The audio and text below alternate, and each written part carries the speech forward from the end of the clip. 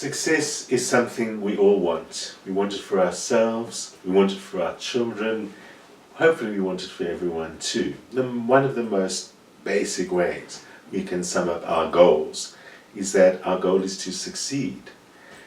But failure and the fear of failure is a huge thing which often overshadows that need for success and maybe even can get in the way. Michelle Obama, in her recent autobiography, said, "Failure is a feeling long before it becomes an actual result. It's vulnerability that breeds with self-doubt and then is escalated, often deliberately, by fear." Today, I'm going to look a little bit at what our fear of failure is all about, how it inhibits our success, and of course, perhaps things we can do to overcome fear of failure and get that success which is really at the core of our goals. We often talk about fear and how fear can scupper so many things, and it often sounds as if fear is the one thing that's wrong that we always need to conquer. Fear itself is not necessarily the problem. Fear is an instinct, and it's unmistakably a survival instinct. With any species, including ourselves, fear tells us when we're in danger. So we can't eliminate fear altogether any more than we would eliminate pain, because pain tells us when we're in trouble. Same kind of story.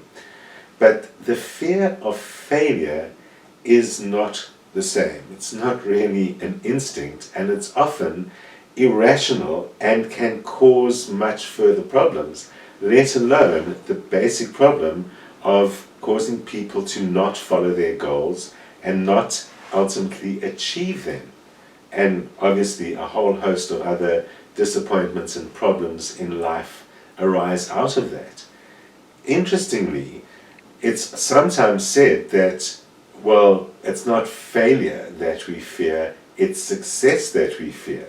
And the fear of success is also destructive because similarly it's irrational and it stops people from following their goals and reaching them.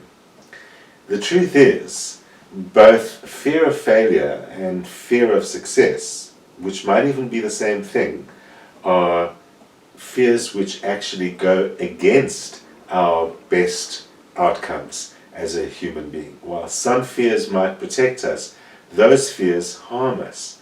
So we need to look at where they come from, how did they get there, and how to dismantle them. Obviously, like everything else, a lot of stuff comes from childhood, and that's simply early experience that doesn't go away. Sometimes fear might be inculcated into us as children, although the truth is that most parents do want their children to succeed. So fear of failure or fear of success, whichever one it is probably not directly as a result of the parents. It's reasonably easy to teach children persistence. Whether we say, if at first you don't succeed, try again, that old saying which basically I've always said is the secret of success. Children learn that very readily, especially if you encourage and reward them and don't respond negatively to the failure. But there is a natural persistence that's automatically there that pretty much seems to fade the older we get. And of course, the older we get, the more life experience we have and the more experience of failure we have. It is possible to keep the persistence and the resultant success into adult life, especially if we learn to handle failure itself a little bit differently. Of course, to do that, we need a little bit of understanding about where our fears come from, and perhaps we need to look into our earlier lives and see, is there something there that helps explain it a little bit. We don't necessarily have to dig too deep. You can start off by thinking about, how did your parents encourage or discourage you, or teachers? And it can be that there's a person or a situation, a hypercritical adult who criticizes our results perhaps too persistently. You know, it's been discovered that the fear of failure can occur from just a single early life incident. So you don't necessarily have to have this big problematical adult in your early life who was always criticizing, or it could be hypercritical parents, they're hypercritical in general. It can be a bully in childhood. You know, there are many problems with bullying, and there are many very challenging effects of bullying, and one of them is, of course, that fear of failure or fear of success, because it boils down to a fear of trying anything at all. Many people who have a fear of failure have a lack of confidence in their own ability to do anything. And that lack of confidence might come from bullying or from some early life experiences or single experience. And that lack of confidence makes them believe that they'll generally fail at everything that they do. And it boils down to, you know, why bother to do it if I know that I'm going to fail? Usually, failure is accompanied by very negative feelings. So we might feel upset. More often we might even feel humiliation or shame as a result of failure. And those are very powerful emotions.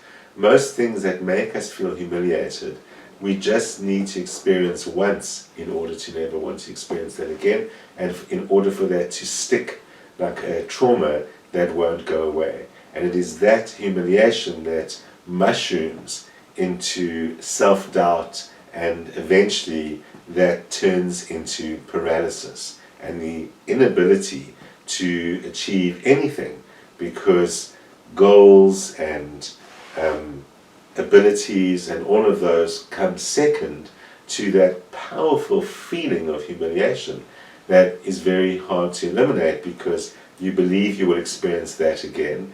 And fear, as I was saying, when we've had a very negative experience, the fear of that negative experience becomes overwhelming because it grows in our minds. It becomes not only a memory and an experience, but it becomes a certainty of what's going to happen. And if you know that you're going to be humiliated, you're probably not going to do it, whatever it may be. And the result of this is eventually we miss out, we don't follow our goals, and we miss out on opportunities. There are some early life experiences that are kind of larger than the norm, and which hopefully many of us haven't experienced. But sometimes early life traumatic events can be so profound that we experience a form of dissociation.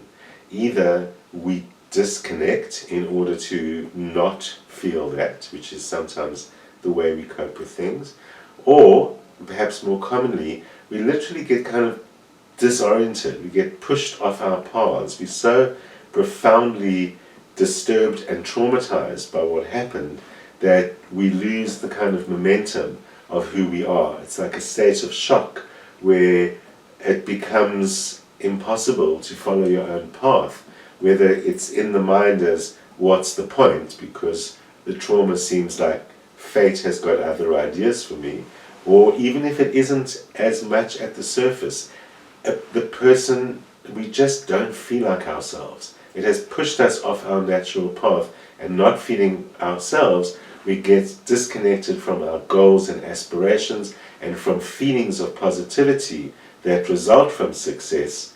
We become stuck, not just apathetic, but stuck in that inability to move forward, and that starts mushrooming into self-doubt, all those things, and the resulting failure.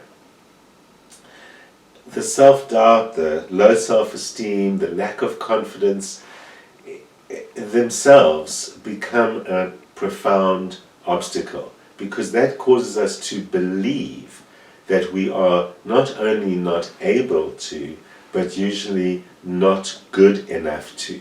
So when we get ourselves into that situation, we end up feeling inferior to everyone else. They can do it and I can't. So it's not only a lack of confidence, it's a judgment on the self that says, actually, you don't have it in you, you're not good enough, you're definitely going to fail as a result of that. That can be very convincing. It can feel like documentary evidence because they succeeded, I failed, or they succeeded that, I know I don't know how to do that, and that mushrooms into I'm unable to pretty much do everything. Mushrooming out of that as well is then the belief that I'm not able to overcome a failure, or simply the fact that we don't know how to change our thinking so that we can overcome failure. We often dwell on those difficulties or the circumstances that created them when it seems like fate or other people or parents or whoever contributed to the creation of those circumstances. We feel even more unable to do anything about it, and we kind of, again, we get stuck in that idea of I'm not good enough, therefore I'm unable, therefore I'm a failure. But on the other hand, it can also arise out of simple things that we do to ourselves that can also mushroom. So for example, procrastinating, always delaying things. So we often delay things because they're unpleasant or boring or something which tells us, oh, I don't really want to do that. Or another variety of that might be we're perfectionists, so we don't believe we can do it the way that we want to, or that it's possible to do it the way that we want to, or it's possible in this amount of time. So we've got some kind of clear excuse. It's unpleasant, it's boring, it'll take too long, and therefore I can't do it the way that I want to do it, and therefore I won't do it at all. And that is the recipe for failure, because obviously that leads to failure. On the other hand, perfectionism itself can be the problem, where we're focusing on some ideal about how something should be achieved. And that sets us up for failure because the ideal circumstances are not likely to happen. So we act as if they are, and we say, I'll do this, that'll take that long, and that long, and then I'll get there, and then it's done perfectly. And in an ideal world, things would go exactly like that. But things never take the length of time we think they're going to take. And unexpected things happen, or other developments, because we're not completely in control of the whole universe. We have failed to prepare for the unexpected or the changeability of circumstances or whatever, and that causes us to fail and mostly not accept the failure because I was prepared. How did I manage to fail? The truth is you actually weren't prepared. You didn't prepare enough room for the possibility of failure, at least of individual steps along the way. So if we build in a few plan B, C, Ds, and we adjust our goals so that we're not so in control of it, we can break down some of that perfectionism and perhaps be better prepared and better ready to adjust and still achieve the goal. The fact remains that by imposing a set of ideal circumstances of any kind, we set ourselves up for failure, and that is often the root of failure, the idea that there's got to be just such a result and only just such steps along the way are going to take me there. The problem is then also exacerbated because of then how we are now looking at ourselves in this failed state. I mean, failure distorts your perception of what those goals and ideals were.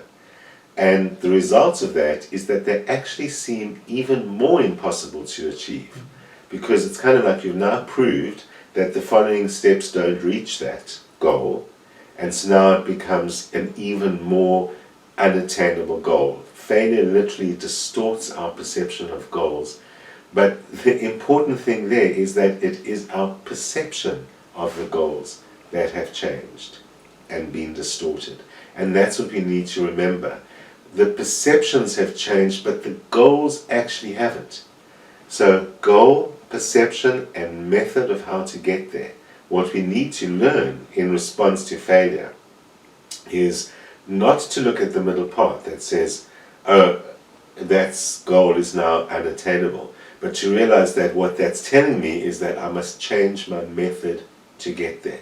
If we learn to ignore the perception and concentrate on the practicality of the method, then we'll get a step closer to there.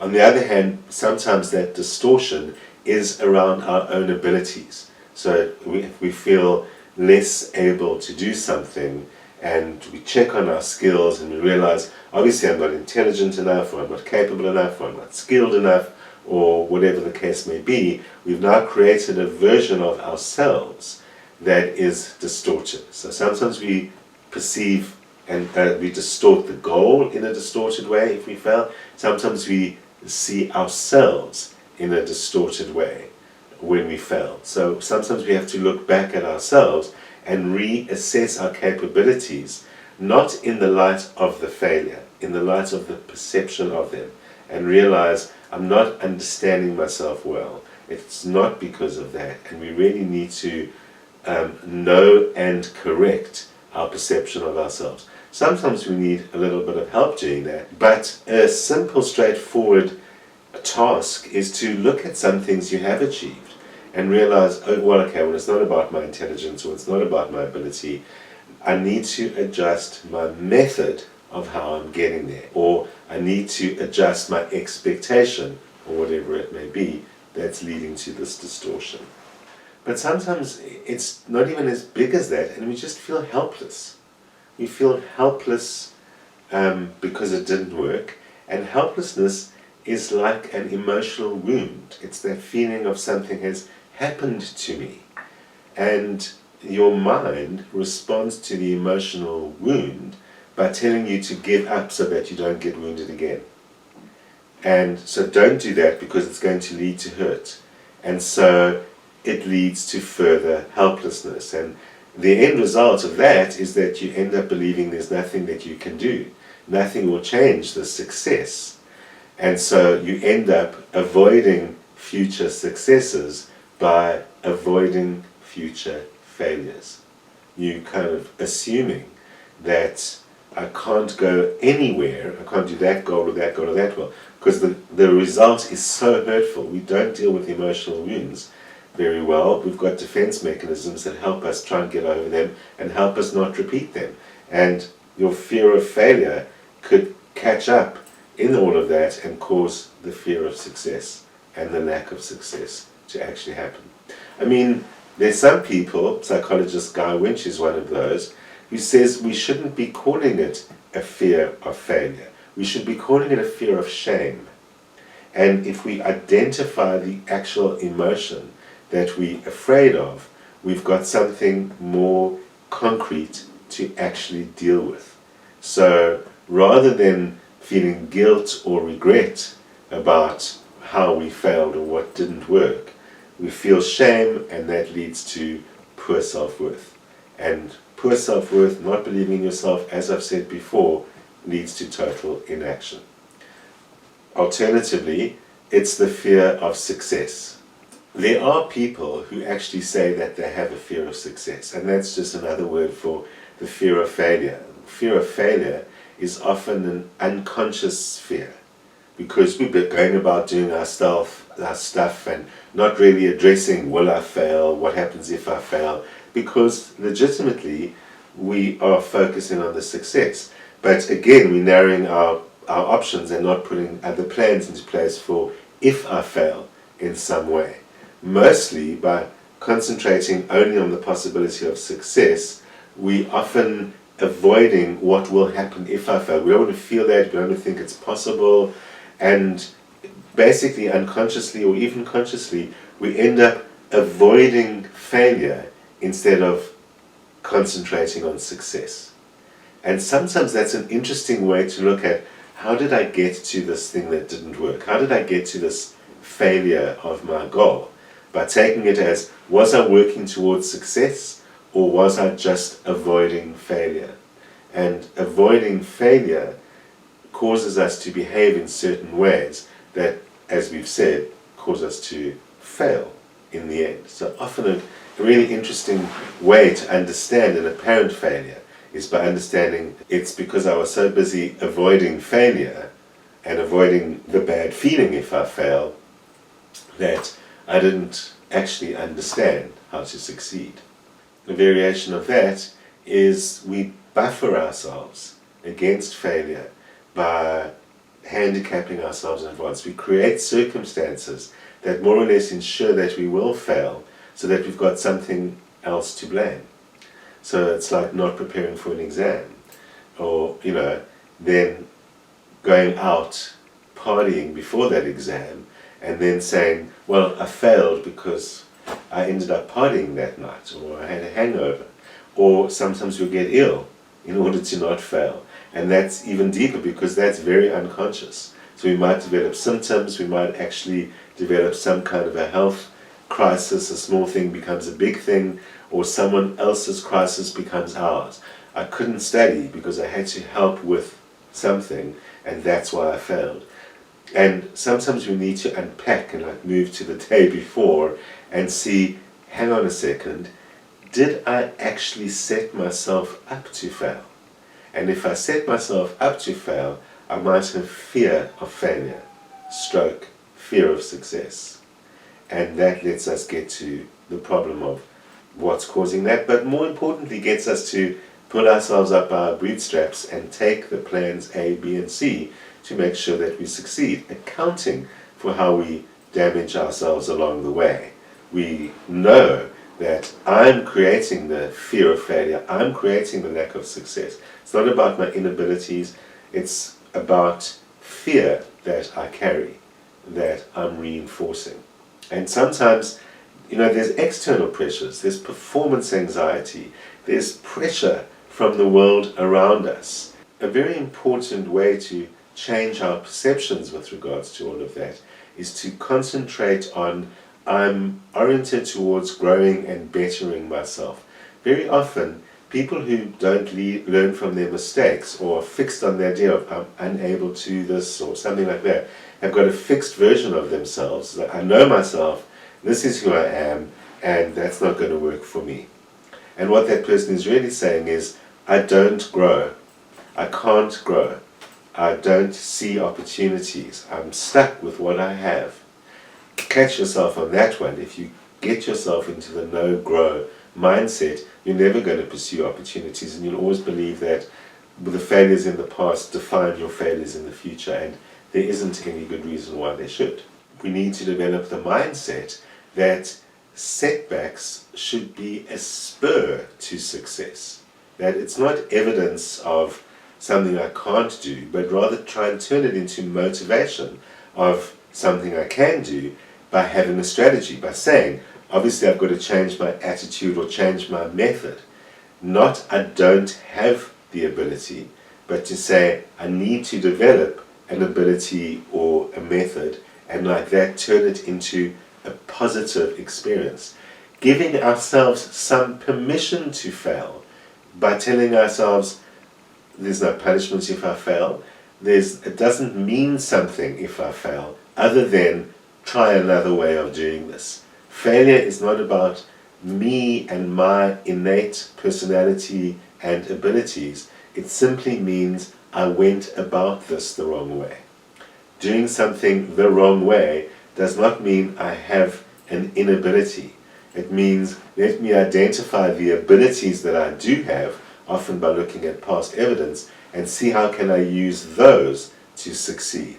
Let the failure be the spur to success. Because ultimately, failure is just an indication that there's something more that you need to learn. The healthiest thing to do is to focus on what is in my control.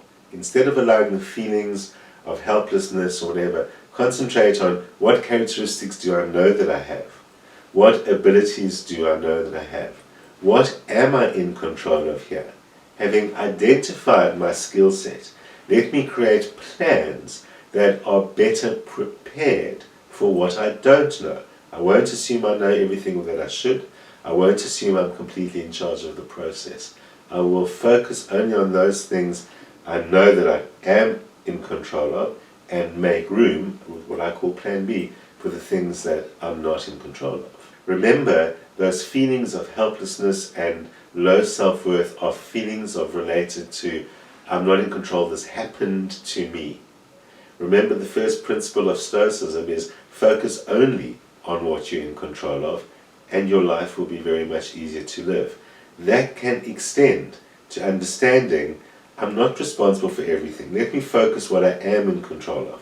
When something unexpected or untoward happens that interferes with my success, that clearly was outside of my control, there's no point in feeling helpless and useless, because only things in my control are under my own purvey. So let me then identify other skills or methods I might use to take control of the situation.